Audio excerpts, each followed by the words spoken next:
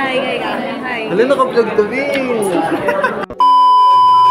Hi po! Today is the last of enrolling day. Today is Tuesday. Samahan niyo ako makita ang aking papel dahil tila ito'y nawawala na ata. Charot! So ngayon, andito ulit kami sa may 3rd floor upang maghintay sa aming papel. Kung ibibigay nga ba ito.